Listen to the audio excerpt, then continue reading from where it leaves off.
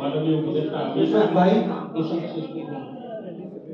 তো এই ছোট বাজেট বর্তমান যে রাজনৈতিক পরিস্থিতি, এই পরিস্থিতিতে বাজেট শেষ করা সম্ভব কিনা বলে আপনি মনে করেন? মাননীয় উপদেষ্টা, আমি শামীম জাহাঙ্গীর, আমি জাস্ট এনার্জি নিউজে কাজ করি। বর্তমান সরকারকে অবশ্যই ধন্যবাদ দিতে হয়, কারণ তারা বিদ্যুৎ জ্বালানি সরবরাহ রমজানে যেভাবে করেছে একটা মিরাকেল দিয়েছে। আমার কোয়েশ্চেন হচ্ছে জ্বালানিতে এই ধরনের মিরাকেল আসবে কিনা, কারণ বাজেটে সুস্পষ্ট কোনো নির্দেশনা নেই এত বছর পরে অথবা এত মাস পরে জ্বালানি সরবরাহ নিশ্চিত হবে, বিশেষ করে গ্যাস সাপ্লাই। আরেকটা কোয়েশ্চেন, এই যে 15% ভ্যাট উইথড্র করা হলো এলএনজি ইনপুটের ক্ষেত্রে, এই ক্ষেত্রে জ্বালানিতে কোনো সাবসিডি দিতে হবে কিনা? ধন্যবাদ। মাননীয় উপদেষ্টা, আমার নাম মানিক মুন্তাসির, আমি বাংলাদেশ প্রতিদিনে কাজ করি। আমার ছোট্ট দুটো প্রশ্ন। একটা হচ্ছে, আমি খুবই সংক্ষেপে করব। প্রথমটা হচ্ছে, আপনি দায়িত্ব নেওয়ার পর থেকে বলে আসছেন যে আপনি একটা ফুটপ্রিন্ট রেখে যেতে চান। আজকেও আপনি কথাটা বলেছেন। আজকে আপনি যে বাজেটটা উপস্থাপন করেছেন, এই বাজেটে কি ফুটপ্রিন্ট আছে যেটা পরবর্তী সরকার এসে গ্রহণ করবে বলে আপনি মনে করেন? নাম্বার 2 হচ্ছে, আপনি প্রথম থেকে আপনি সহ সরকারের পুরো অংশ বলে আসছেন বিপুল পরিমাণ অর্থ আমাদের যেটা পাচার হয়ে গেছে বছরের পর বছর, সেই অর্থটা ফিরিয়ে আনার জন্য আমরা জানপ্রাণ দিয়ে চেষ্টা করছি।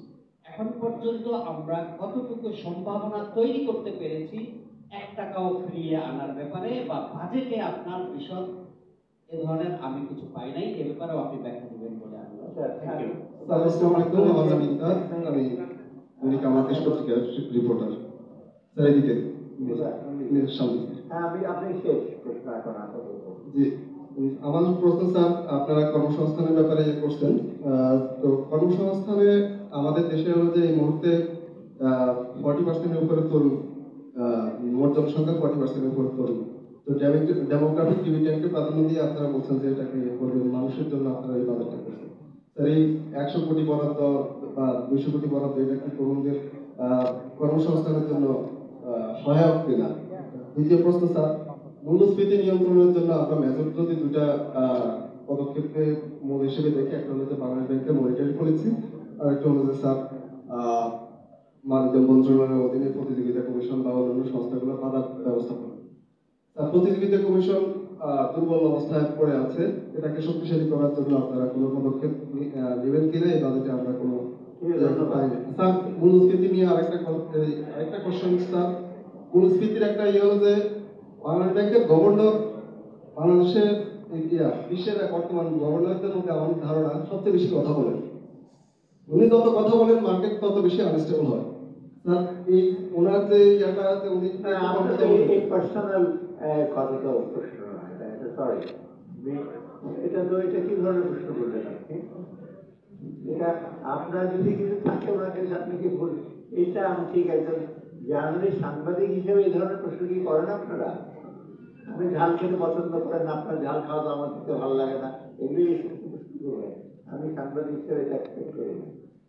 দুঃখিত এই ধরনের প্রশ্ন করেন। স্যার, আমি জীবন ইসলাম, ডেইলি অবজারভার পত্রিকায় কাজ করি।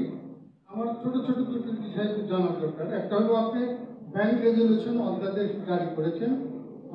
গত কয়েকদিন আগে বাংলাদেশ ব্যাংকের গভর্নর মহোদয় বলেছেন যে দুর্বল ব্যাংকগুলোকে মার্জার করে সরকারের নিয়ন্ত্রণে আনা হবে। ওই ব্যাংকগুলো যদি সরকারের নিয়ন্ত্রণে আনে, যারা উদ্যোক্তা, যারা এই ব্যাংকগুলো, তাদের ফাইন্যান্সিয়াল ব্যাংকগুলো প্রতিষ্ঠিত হয়েছে, তাদের অর্থের বিষয়টা আপনারা কীভাবে বিবেচনা করবেন এবং তারা তাদের মালিকানা থাকবে কিনা? 1। 2, আপনি চলতি বাজেট যেটা আছে চলমান, এই বাজেটে আপনার ব্যাংক ঋণের পরিমাণটা কমায় এনেছেন, প্রায় 99,000 কোটি টাকার কাছে নিয়ে আসছেন। অথচ আপনি প্রস্তাবিত বাজেটে 1,25,000 কোটি টাকার উপরে প্রস্তাব করেছেন। এতে কি এই ঋণ ব্যাংক ব্যবস্থা থেকে সরকার ঋণ নিলে বেসরকারি বিনিয়োগ নেতিবাচক প্রভাব পড়বে কিনা? ধন্যবাদ। আচ্ছা, আমি চটচট করে উত্তর দেবো, আমি তো চুম্বক ভাবে একটু বলি। প্রথমত হলো যে দায়িত্ব করতে কালো টাকাটা আনা, ডেফিনেটলি কালো টাকার ব্যাপারে যেটা স্টোরেন অ্যাসেট রিকভারি বাংলাদেশ ব্যাংকের গভর্নর হচ্ছে এবং খুব সহজ কিছু না। টাকা যারা পাচার করে তারা অত্যন্ত বুদ্ধিমান লোক, লেয়ারিং করে করে, এমন না যে টাকা ঘাত করে পাঠিয়ে দেওয়া আরেক জায়গায়। এক জায়গায় আপনি কোথাও টাকা পাঠাবেন, সিলেটে পাঠাবেন, কেরানীগঞ্জে পাঠাবেন, তারপর 5 বিল ব্রাহ্মণবাড়িতে পাঠাবেন, সেখানে আরেক জায়গায় যাবে, ঘুরে ঘুরে টাকা যাবে। এগুলো ট্রেস করা হচ্ছে, তারা 12টা সেন্সেশন কেস অলরেডি ইস্যু করা হয়েছে। সময় লাগবে, তবু প্রোগ্রেস হচ্ছে। মার্কোসের বিষয়ে আসতে 18 বছর লেগেছে, নাইজেরিয়াতে আপনার 20 বছর লেগেছে। তা আমরা বলছি যে 1-8 বছর লাগতে পারে, প্রসেস শুরু হয়েছে। তো থ্রু যে কালো টাকাটা পেয়ে যাচ্ছে, আমার বাজেটে এই বাজেট সাপোর্টটা মতো কম লাগতো, আইনের কাছে যেতে হতো না। আনফর্চুনেটলি আমরা সেটা পারি নাই। সেকেন্ড যেটা হলো যে কালো টাকার ব্যাপার, অনেকে বলছে একটা প্রশ্ন যে কালো টাকা সাদা করে দেওয়া ধারাইভাবে। কালো টাকা কিন্তু এটা ঠিক কালো টাকা না, আমরা কিন্তু অপ্রতিষ্ঠিতটার কোনো কারণ যে আপনার কাছে থাকে। শুধু ফ্ল্যাটের ব্যাপারে একটা বিধান দেওয়া হয়েছে, নিজের জমিতে করেন তখন এত দিতে হবে, আর অন্য ঠিক আছে। যদি আপনারা মনে করেন যে কালো টাকা দুটো দিক আছে, একটা নৈতিক দিক কালো টাকা সাদা করা, আরেকটা হলো প্র্যাকটিক্যাল দিক, টাকা পয়সা আমরা ট্যাক্স পাবো কিনা। দুই দিকই কালো টাকাটা সাদা করার ব্যাপারে সেটা আমরা বিবেচনা করবো যে করা যায় কিনা। আমরা বলছি না যে খুব ভালো জিনিস করেছিল যে কালো টাকা সাদা করা, এটা অনেক সময় আপনার কম্পারিশন বা এসব খাতের উপরে, সেটা আমরা দেখবো।